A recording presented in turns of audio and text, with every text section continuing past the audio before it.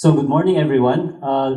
The title of my presentation for today, Initiatives and Networking Activities of the DRU, that is the Disaster Resilience Unit of the CESDR, which is a Center for Sustainability and Disaster Risk in our university. So I'm presenting here as a member of DRU. Actually, our head is Dr. Oreta for DRU.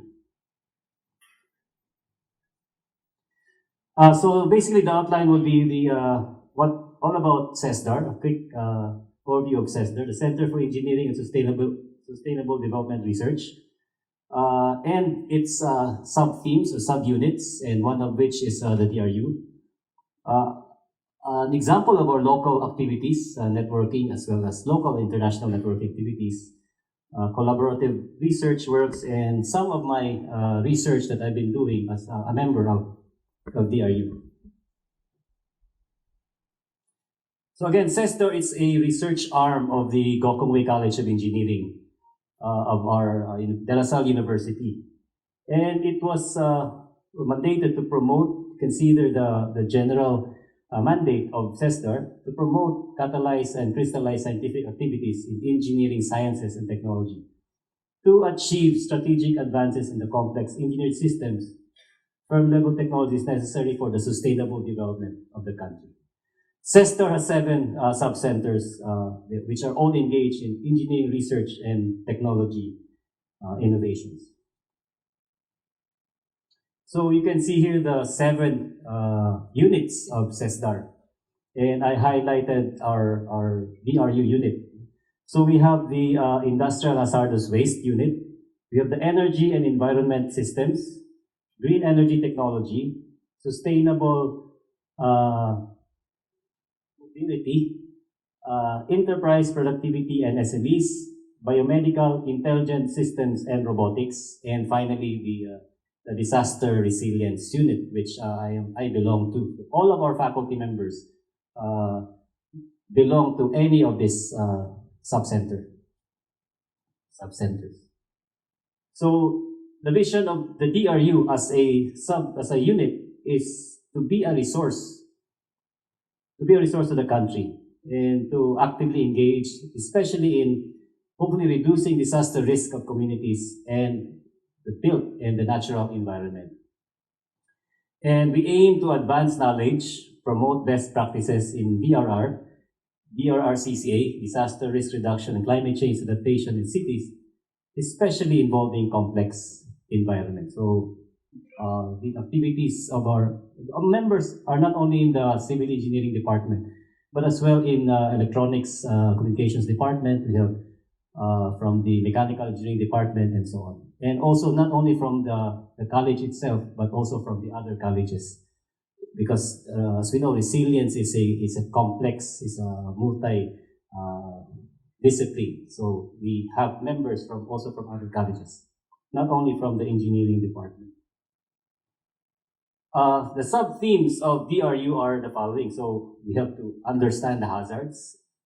In fact, we have to assess and probably model the hazards. For example, wind, seismic hazard, flood hazards. And after that, we try to see how we can mitigate or reduce the risks of this hazard by either hard or soft measures. And then we plan for the risks. So if we can determine the exposure, we have the vulnerability, then we can then plan to reduce the risk for that specific community. So here I will show you some of our local activities and works. For example, before the senior high was implemented, the department or the college was tasked to create the module for the DR and RR for our grade 11, grade 12 students of DLSU. This was the first time senior high school was open in the DLSU. So faculty members and members of the unit prepared all the modules so that this will be cascaded to the faculty members who will teach the grade 11, grade 12 DR and RR course in our campus. And so we have here the members of the, maybe not all, but some of the members of the team that prepared this learning modules for senior high school. The Department of Civil Engineering of DLSU is also a CPD accredited provider. So we provide trainings for not only for our alumni, but as well as for those who are interested to join our CPD activities. And one of the lecture series that we did for infrastructure resilience is this challenges to civil engineers on infrastructure resilience. And some of the speakers are Professor Reta gave a lecture. We have also Dr. De Leon, whose specialization is coastal engineering, and Engineer De Jesus and myself. We gave lectures for this CPD seminar workshop.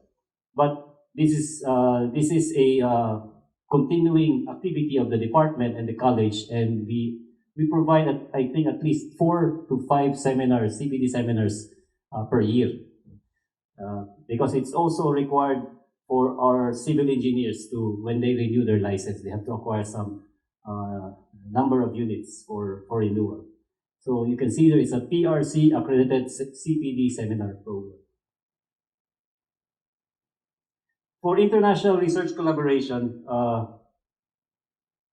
we were awarded the Newton Fund Institutional Links program that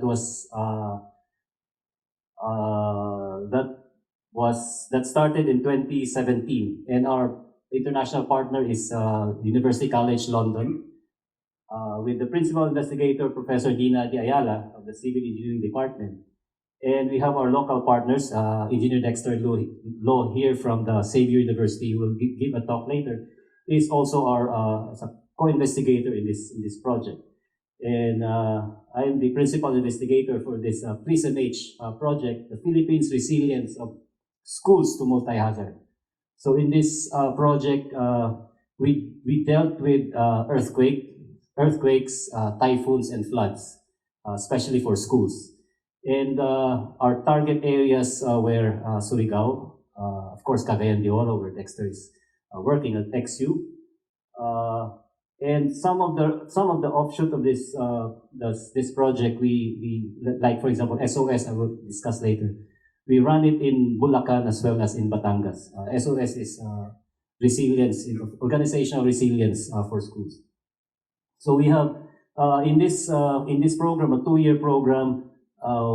We had researches. We cascaded it to the local engineers in Cagayan de Oro, also of course in Manila. So we had stakeholders workshop and so on, and especially the target agency was DepEd. So we had lots of engineers from DepEd who attended our workshops here in Manila as well as in Cagayan de Oro.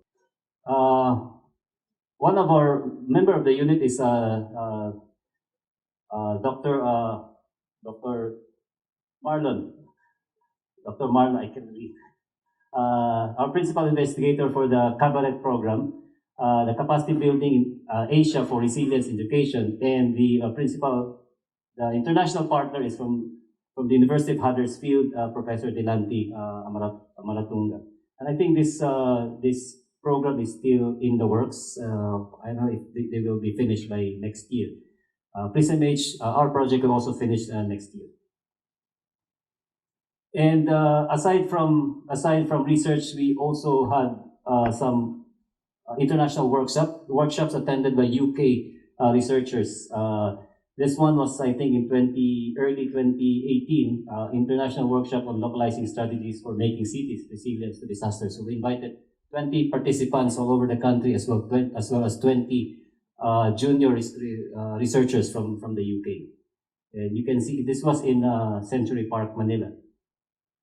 And we also do some roundtable discussions with the University of Huddersfield, and this is one of those RTD that we did at the LSU. In this, from here on, I will discuss something about what I have been doing as a member of the unit and with respect to resilience. So we have what we call the series, the Seismic Resilience Index for schools, the Evacuation Safety Index for schools, but we have also extended it for hospitals, as well as the Resilience Quantification of Water Distribution Network, specifically Surigao City, because we have strong connections with local government units. So just a simple definition for resilience, I think it's the ability of the system to bounce back. And we have two definitions from UNISDR and MCER. I'll just go through this quickly. I only have a few minutes left. And then the idea here is using the 4 R's of resilience. We have robustness, redundancy, resourcefulness, and rapidity. This is very important to us because we deal with systems that can fail, systems that can bounce back, like water distribution network, systems that can make use of resourcefulness, like the contractors, we have available MOUs with banks, and redundancy. How can we make our system redundant, specifically for electric power network, water distribution network, and so on. So these are the 4 R's of resilience. I think that this was by Bruno and Similiano. So we are working on this framework.